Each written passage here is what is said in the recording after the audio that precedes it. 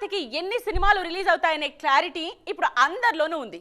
ఈ క్లారిటీ వచ్చిందో లేదో వెంటనే కొందరి దృష్టి గ్లామర్ మీదకు మళ్ళింది. ఈ పొంగల్కి రిలీజ్ అయ్యే సినిమాల్లో హీరోయిన్లందరికీ హిట్ కంపల్సరీ అనేది వాళ్ళ కన్సర్న్.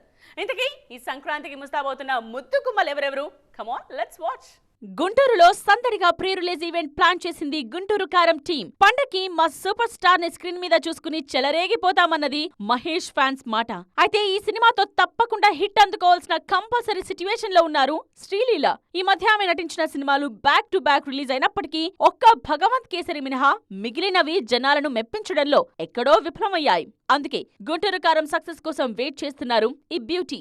సేమ్ మూవీతో ప్రూవ్ చేసుకోవాలనుకుంటున్నారు మీనాక్షి చౌదరి. సైంధవ్తో సంక్రాంతికి రెడీ అవుతున్నారు శ్రద్ధా శ్రీనాథ్. తెలుగులో అప్పుడో సినిమా ఇప్పుడో సినిమా చేసినప్పటికీ సినిమాలో తానుంటే సక్సెస్ పలకరించాల్సిందేనని అంటున్నారు శ్రద్ధా శ్రీనాథ్. తెలుగు ప్రేక్షకులకు పక్కా పండగ గిఫ్ట్ రెడీ చేశానన్నది ఆమె వైపు నుండి వినిపిస్తోన్న మాట.